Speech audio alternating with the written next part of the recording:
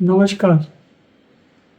ये अभी आज जो मैं आपसे बात कर रहा हूँ, ये इस बारे में बात हो रही है कि दीपावली का जगह-जगह पे ये चर्चा हो रही है कि 31 अक्टूबर को मनाई जाए कि 1 तारीख को मनाई जाए। पूरे यूट्यूब वगैरह सब जगह जितने भी ये हैं, उनमें सब में भरा पड़ा है, कोई 31, कोई 1, कोई 31 है, कोई सनातन धर्म की ये बड़ी विचित्र सी बात है कि जब भी कोई त्योहार आता है या कोई भी बात होती है, तो हमेशा डिस्प्यूट पैदा कर देते हैं, 2 तारीखें निकाल देते हैं मुझसे। मैं इस मामले में इस पे आज के 30-35 साल पहले हमारे एक मित्र हैं, डॉक्टर अजय भांभी, जो इस देश के क्या अंतर्राष्ट्रीय ख्याति प्राप्त ज्योतिर्विद हैं। उनके और हमारी वार्तालाप जैन टीवी पे 30-35 साल पहले टेलीकास्ट हुई थी। उसमें भी मैंने जो बात बोली थी, वही मैं बात आज भी बोल रहा हूँ। मैं आपको ये भी बताऊंगा कि राम का जो है उसका क्या इससे कनेक्शन है या इससे संबंध क्या है दीपावली से। पहली चीज ये है कि लक्ष्मी का क्या संबंध है, लक्ष्मी से कैसे पूजा जाता है, क्या है। अपने यहाँ पे जितने भी त्योहार मनाए जाते हैं वो मतलब बिल्कुल वैज्ञानिक तरीके से हैं। वो सूर्य, चंद्रमा और पृथ्वी, इन तीन की गतियों से, इनसे संबंध रखते हुए त्योहार होते हैं। तभी पूर्णिमा, अमावस्या वगैरह ये सब तिथियां वगैरह सब इसी कनेक्टेड है। और सारे महीने भी जो अपने हैं वो सारे के सारे इससे नक्षत्रों से ही माने जाते हैं, नक्षत्रों के नाम से ही सारे अपने महीने हैं। तो ये अपने जो चालू होता है दीपावली का पर्व का, ये जो मतलब जो पखवाड़ा कहे या समय कहे, ये एक्चुअली आश्विन मास से स्टार्ट हो जाता है, शुरू हो जाता है। आश्विन मास के कृष्ण पक्ष में शुरुआत के अंदर अपन पितरों का ये श्राद्ध, तर्पण वगैरह ये सब करते हैं। और इसको ये कहते हैं कि साहब ये जो है इसमें अपने पितर पूर्वज जो वंशज है वो सारे के सारे जो हैं वो नीचे पृथ्वी पे आते हैं और अपन उनका आह्वान करके उनके निमित्त जो भी श्राद्ध कर्म वो करते हैं। तो अब ये चीज आती है कि ये जो इसमें सूर्य चंद्रमा इनका क्या लेन देन। तो सूर्य जब कन्या राशि में आता है तो ये आश्विन मास के कृष्ण पक्ष के जो ये अपने जो श्राद्ध पक्ष है वो पर्व चालू होता है।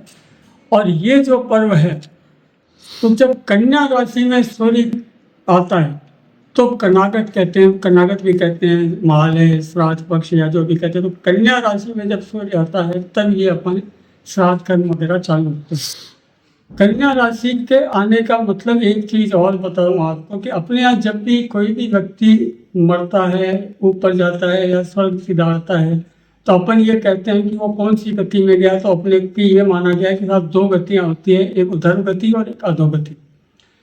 तो जो अधोगति है वो क्या है कि पृथ्वी जो है वो सैटेलाइट किसका है, सूर्य का। और पृथ्वी का सैटेलाइट कौन है, चंद्रमा। उपग्रह कह लें, सैटेलाइट कह लें या जो भी कहें मतलब अपन।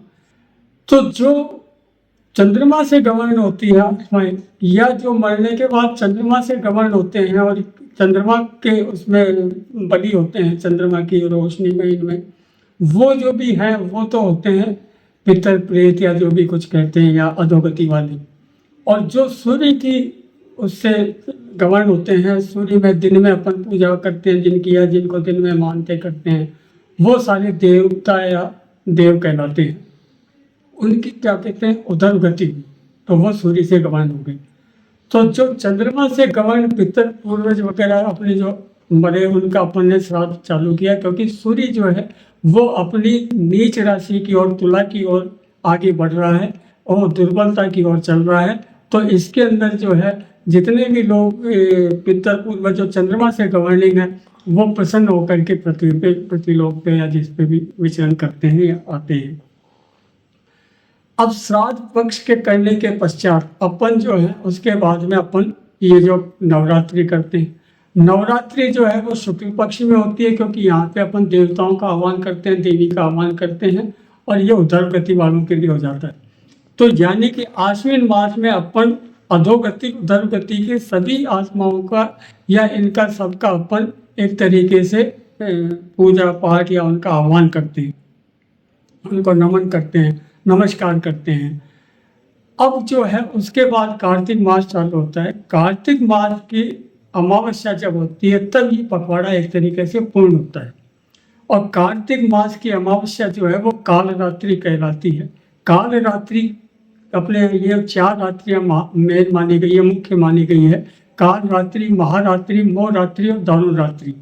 काल रात्रि वो रात्रि है जिसके अंदर काल मतलब यानी राहु के अंदर, राहु के नक्षत्र में जब सूर्य और चंद्रमा होते हैं तो काल रात्रि मनाई जाती है। यानी स्वाति नक्षत्र काल इसका राहु का है, उसमें सूर्य और चंद्रमा जब होते हैं तो काल रात्रि मनाई जाती है। तो दीपावली कब मनाई जाएगी? जब सूर्य और चंद्रमा स्वाति नक्षत्र में होंगे। और अब की बार, पहली बार क्या, काफी सालों बाद, मतलब क्योंकि ये होता नहीं इस तरीके का, कभी चित्रा नक्षत्र में चंद्रमा रहता है, कभी क्या रहता है, कभी कुछ हो रहता है। लेकिन अब की पहली बार है कि 1 नवंबर को स्वाति नक्षत्र में चंद्रमा और सूर्य दोनों हैं। इसलिए 1 नवंबर जो है वो अपने लिए बहुत ही इम्पोर्टेंट कह लें, या अपने लिए बहुत ही मतलब काल रात्रि का मेन मुख्य जो है वो दिन अपन कह सकते हैं। तो बेसिकली काल रात्रि मनाई जाएगी कब? 1 नवंबर को, जब स्वाति नक्षत्र में सूर्य भी हो और चंद्रमा भी हो। तो ये तो अपन ये बता रहे हैं कि किस तरीके से, कैसे अपन इसको दीपावली को मनाया जाता है, हो जाता है। क्योंकि अब बात आती है कि लक्ष्मी जी का पूजन क्यों होता है। तो लक्ष्मी जी का पूजन इसलिए होता है क्योंकि अपने जो पितर पूर्वज आते हैं या जो भी कुछ होते हैं, उन सब के लिए अपन घर में सफाई वगैरह, क्योंकि वो स्वच्छता पसंद करते हैं पितर वगैरह, उनके लिए अपन वो घर में वो जो मनाते हैं, रंगोली वगैरह बनाते हैं, करते हैं। पेंट पुराने ज़माने में तो वाइट वॉश वगैरह सब करते थे, सारा कुछ नया होता था। तो उन सब का आह्वान करके अपन उनको करते हैं। तो क्योंकि अपने जो पितर पूर्वज वगैरह हैं वही तो अपने को धन संपत्ति आशीर्वाद प्रदान करेंगे, तो इसलिए उनके वजह से ही अपने को लक्ष्मी प्राप्त होगी, धन संपत्ति प्राप्त होगी।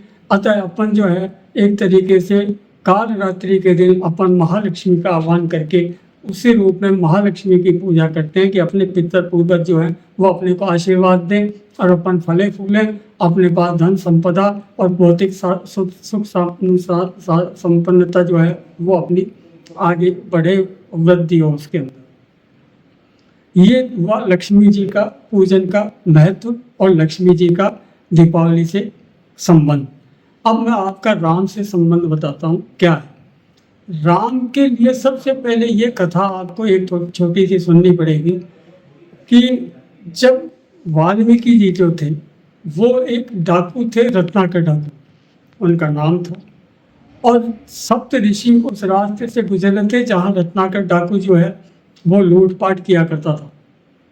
तो वह जब हुआ तो सप्त ऋषियों को उनने, रत्नाकर ने लूटपाट की, उनके सारे जो भी उनके पास था कुछ, उनके पास मालाएं, रुद्राक्ष या जो भी कुछ थे, क्योंकि ऋषियों के पास क्या होता है वो सब लूटपाट करी। तो ऋषियों ने कहा कि ठीक है, तू यार लूटपाट तो कर रहा है, तो सारी चीज़ें बात ठीक है, तूने लूटपाट कर ली, लेकिन तेरे इन जो पाप कर्मों का है, इनका जो है पाप कर्म भोगेगा कौन, भुगतेगा कौन, तो किसके लिए कर रहा है ये? तो बोले साहब मैं मेरे घर वालों के लिए, मेरे लिए, इनके सब के लिए कर रहा हूँ। तो तेरे घर वालों से पूछ के आ कि वो भी इसका भोगेंगे या नहीं भोगेंगे। तो वो अपनी पत्नी के पास गया, तो पत्नी ने कहा भैया आपके कर्म आप अपना भोगोगे, मैं काहे को भोगूंगा। बच्चों ने बोला कि आप भोगोगे, मैं काहे को हम काहे को भोगेंगे आपके कर्मों की सजा या जो भी कुछ है। तो वाल्मीकि रत्नाकर जो था उसको ये एहसास हुआ कि यार मेरा तो कुछ नहीं है। वो वापस उनके आकर के उसने कहा कि साहब मेरे को अब क्या करना चाहिए। तो उनने कहा कि तू ऐसा कर कि राम नाम का जाप कर, क्योंकि राम का नाम जो है वो इम्पोर्टेंट है, महत्वपूर्ण है। तो राम नाम का जाप कर। तो उसने कहा कि साहब ये तो मेरे से मतलब मुंह से उच्चारण ही नहीं हो रहा है। तो उनने बोला कि तू मरा मरा का तो जाप कर सकता है। तो उसने बोला हाँ मैं ये कर सकता हूँ। तो उसने मरा मरा मरा मरा किया, चालू जाप करेगा। तो अब उसने बोला कि कब तक करूं। तो उसने कहा कि साहब हम वापस आए तब तक करना। तो वो अपना जाप अपना बैठ करके करना चालू कर दिया उसने। तो अब ये जो है राम मतलब मरा का रिवर्स जो है वो राम है। तभी तो अपन कोई मर जाता है तब भी अपन कहते हैं राम नाम सत्य है, मतलब राम का नाम जो है, नाम जो है वही महत्वपूर्ण है। तो उसने जो है वहाँ पे वापस जो आया तो साहब उस वक्त जो था ये जो रत्नाकर जो था उसके सारी दीमक लग गई और चारों तरफ वो दीमक के अंदर एक तरीके से पूरा उसके चारों तरफ दीमक ही दीमक हो गई। वाल्मीकि का मतलब होता है दीमक। दीमक वाल्मीकि को कहा जाता है।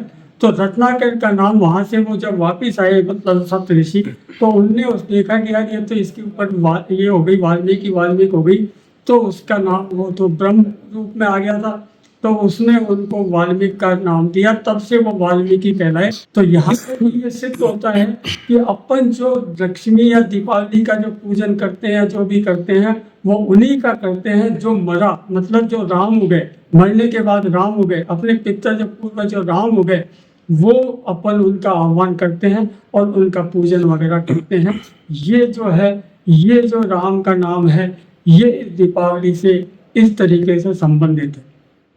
तो अतएव मैं यही आपसे लोगों से अनुरोध करना चाहता हूँ कि ये जो दीपावली अब आ रही है, ये 1 नवंबर को, जो कि जिस दिन सूर्य चंद्रमा दोनों स्वाति नक्षत्र में है, राहु के नक्षत्र में, राहु छाया ग्रह है, और ये जो आत्माएं है ये भी छाया ही मानी जाती है, पितर पूर्वज प्लेस जो भी है वो छाया ही माने जाते हैं। तो छाया ग्रह की जो नक्षत्र है उसके अंदर सूर्य चंद्रमा है पहली बात, तो ये कितना इम्पोर्टेंट रात्रि अपने लिए होगी, काल रात्रि, जो सही में एक्चुअल में दीपावली है वो काल रात्रि 1 नवंबर को है। ये आप बिल्कुल ठोक बजा करके समझ लीजिए। दूसरी बात ये कह रहा हूँ मैं आपको कि उस दिन शुक्रवार है। शुक्रवार का मतलब जो लक्ष्मी का जो भी अपन मानते हैं, या भोग विलास और इनका वैभव का और इनका जो प्रतीक है वो भी शुक्र है। तो 1 नवंबर को शुक्रवार भी है, तो उस दिन अगर अपन लक्ष्मी जी का आह्वान करके उनका पूजन करते हैं, जो शुक्र लक्ष्मी रूप में भी शुक्र का ही माना जाता है, तो वो अगर अपन 1 नवंबर शुक्रवार को अगर अपन दीपावली मनाते हैं और अपन लक्ष्मी का पूजन करते हैं, आह्वान करते हैं, तो उससे अच्छा मेरे ख्याल से कुछ नहीं हो सकता। और मैं आप लोगों से यही अनुरोध और प्रार्थना करता हूँ कि अब जो है इन सब को छोड़िए। अब एक और बात मैं आपको बताना चाह रहा हूँ कि ये जो जितने 31 अक्टूबर और ये सब बातें कर रहे हैं, इनसे मैं एक चीज़ और आप पता करिए, पूछिए कि सब आप लोग ये बताते किस पे, अमावस्या, चतुर्दशी, फलाने ये तिथियां वगैरह किससे बताते हैं? तो इन सब का जवाब होगा पंचांग से बताते हैं। और पंचांग से अगर आप बताते हो तो देश के 90% पंचांग जो है वो 1 नवंबर की दीपावली बता रहे हैं। तो फिर आपने 31 अक्टूबर कहाँ से लेके आए? बार बार 31 अक्टूबर को बोलते हुए जगत गुरु शंकराचार्य ने 1 नवंबर बोला, फिर आप 31 अक्टूबर बोलते। समझ में नहीं आती बात की 31 नवंबर क्यों, क्योंकि सब मुझे लगता है कि ये सब अपने अपने उसके लिए कर रहे हैं जो भी अपना है। और ये इसलिए मैं आपको ये जो है दीपावली के लिए ये कहूँगा कि 1 नवंबर को ही दीपावली मनाई जानी चाहिए। धन्यवाद।